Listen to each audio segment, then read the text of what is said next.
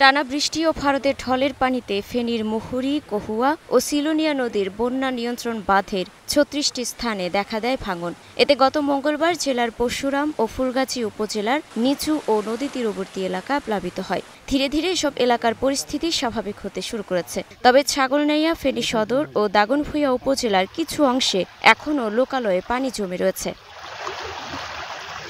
এবার মুহুরী, কহুয়া ও সিলোনিয়া নদীর বন্যা নিয়ন্ত্রণ বাঁধের পরশুরামে ১৯টি ও ফুলগাজীতে ১৭টি স্থান ধসে গেছে।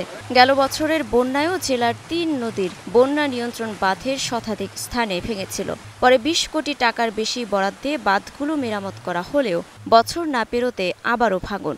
যথাযথ তদারকি ও অনিয়ম দুর্নীতির কারণে বাঁধ ভেঙে প্রতি বছর এমন দুর্ভোগ অভিযোগ স্থানীয়দের। আমার পিছনে যে বাড়িটা দেখছেন ডুবি রয়েছে পানিয়ে, ওইটা আমার বাড়ি।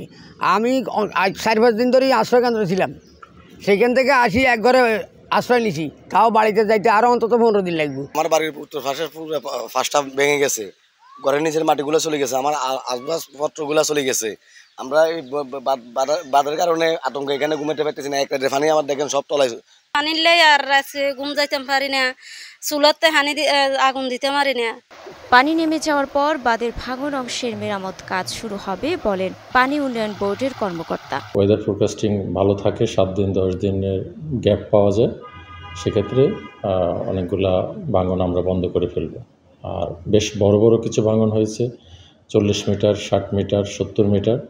এই ভাঙনগুলি বন্ধ করতে একটু সময় লাগতে পারে। আমাদের ডিজাইনের পরামর্শ নিব আমরা, এবং আমরা সব ধরনের প্রস্তুতি নিয়ে রাখছি। আমাদের ১,০০০ জিও টিউব আমরা অ্যাডভান্স এনে রাখছি, যাতে আমরা খুব দ্রুত কাজ করতে পারি। জেলায় ত্রাণ কার্যক্রম পরিচালনার জন্য ২.৫ লাখ টাকা বরাদ্দ চাওয়া হয়েছে। দুর্যোগ ব্যবস্থাপনা ও ত্রাণ মন্ত্রণালয়ের কাছে শুকনো খাবার, গোখাদ্য ও শিশু খাদ্যের আরও ৪০ লাখ টাকা বরাদ্দ চাওয়া হয়েছে। মুক্তা আক্তার, স্টার নিউজ।